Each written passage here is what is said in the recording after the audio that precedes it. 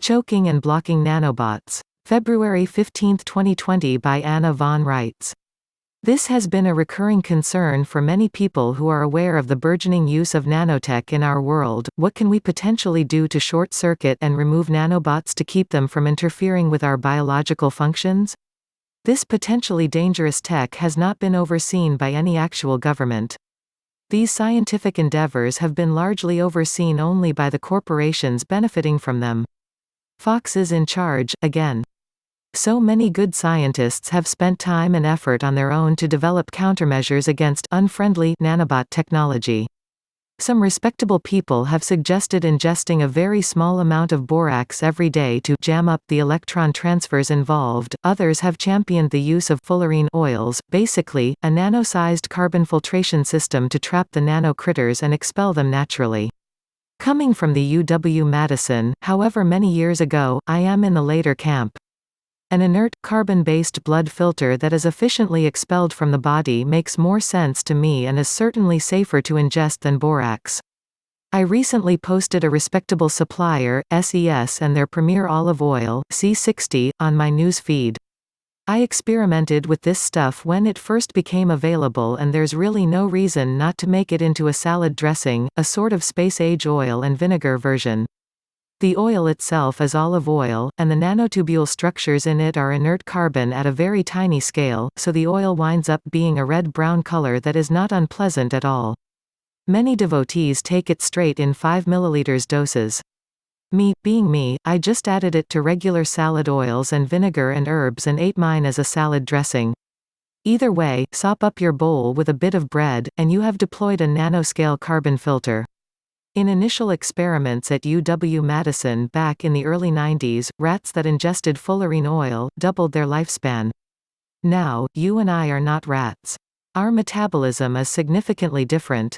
But, rats are mammals, and 30 years of use of C60 by many people in the scientific community has at least proved that nothing has come amiss by their use of buckyballs, aka fullerene oil, named after Buckminster Fuller. A guy who weighs 180 pounds and who wants the therapeutic effects needs to take about 5 ml, between a teaspoon and a teaspoon and a half per day. C60 comes with its own measurement syringe and instructions, so you don't have to worry about that. It's not inexpensive to produce and clean the fullerene nanotubes and get them saturated into the oil, so 120 ml bottle costs around $70. But, if we are ever faced with a nano-assisted bioweapon attack, that will be $70 well spent, and in the meantime, it makes great salad dressing. Or, many people enjoy dipping French and Italian bread in flavored oils? Put it in mayo and apply to a sandwich. Lots of ways to avoid the de rigueur of the true believers who shoot a teaspoon of the stuff every morning and still get the benefits. Liposomal vitamin C is another scientific advancement we can take advantage of. Many people have heard about the Chinese using intravenous vitamin C to combat the current coronavirus outbreak, but intravenous methods are not safe in a home environment absent competent medical supervision. Taking vitamin C in a concentrated liposomal form is the closest you can get over the counter. The advantage of the liposomal liquid version is that it is immediately available and going to work in the bloodstream with little or no waste or time delay. It's not the tastiest thing in the world, but it works like magic. If you are really sick, this is the way to get a concentrated bioavailable blast of vitamin C. If your system is compromised in any way by cancer, heart disease, limited liver function, etc., this is the way to go. I keep it on hand for bad colds and infections when simply eating oranges or drinking lemonade isn't enough. LiveOnLabs.com is the patriarch in development of liposomal supplements, and they are the company I am most familiar with. A new company, LipoNaturals, has a competing product. For long-term storage and occasional use, I prefer the individual packets available from Live on Labs and keep them on hand. The LipoNaturals version comes in a large pouch and you simply dispense your dosage yourself. Remember that although vitamin C is a safe, water-based vitamin that won't accumulate in your system and become toxic if you overdose, it will give you the runs at high dosages. If you are already suffering this as a flu symptom, you are in danger of dehydration and don't want to make things worse, so the smart money is to take vitamin C on a regular basis now, before any serious infection hits, and figure out how much you can take without suffering very loose stools. Imodium AD is a very effective over-the-counter anti-diarrhea drug that puts most things to rights in about 20 minutes. I never leave home without it. When dealing with hemorrhagic fever, traditional Chinese medicine relies on tianqi ginseng. The fact that the Chinese government is not using it is most likely a reflection of budget constraints. There are several kinds of ginseng, and again, the liquid-based extracts are most expensive, but also longest lasting, most concentrated, and most effective.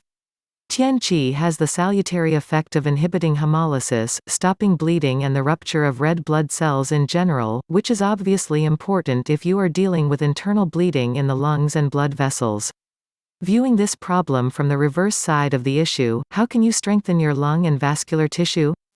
Ladies, here is a good excuse to do something for your skin, hair, and nails. 2. 1. Eat gelatin.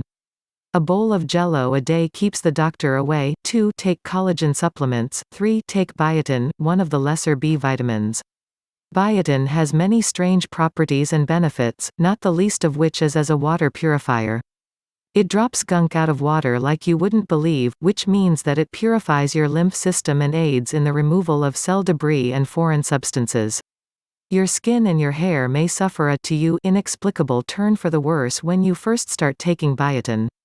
This is what is called a healing crisis symptom, because the biotin is declogging your system and forcing all manner of metallic elements and other gunk out of your body, and your skin and hair are in fact excretory organs. One of my native friends developed a noticeable greenish streak in her black hair that had to literally grow out, as if it were dyed. This is most likely the result of getting rid of copper oxides she picked up on the job. She was rewarded with absolutely gorgeous hair and better overall health from there on. These are just things that I and my friends have known and used ourselves successfully over the years, not a doctor's prescription, and bear in mind that everyone's biology and job and other parameters are different. What works for me might not work for you, but there is a logic behind each of these suggestions that has stood the test of time and shared experience. The coronavirus and other serious hemorrhagic fevers are characterized by fever in over 90% of the cases, and if not fought off, will lead to bleeding lungs and leaking blood vessels, hence the description, hemorrhagic fever. In this recent outbreak in China, small sample studies are saying that about 50% of patients suffer vomiting and diarrhea, too. Remember the old adage, feed a cold, starve a fever?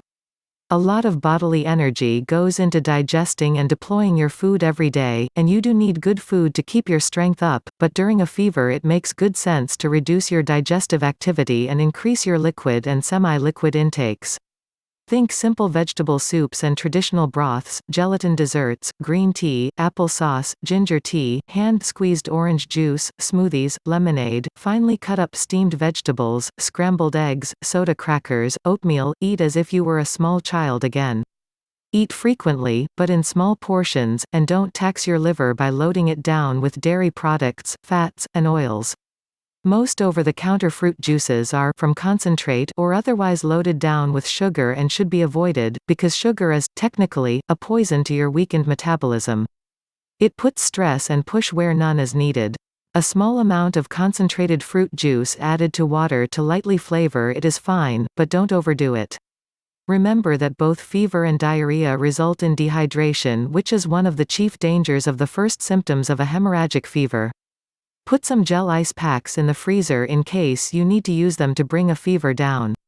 Remember that your head, skull is the chief heat radiator for your whole body. If you have a bad fever and can't stand the thought of a cool bath to bring the temperature down, applying ice packs to the big arteries in your neck and to the top of your head can have much the same effect. So can applying water to your chest and turning on a fan to stimulate evaporation. When you have a fever, you often feel cold, even though in fact you are burning up.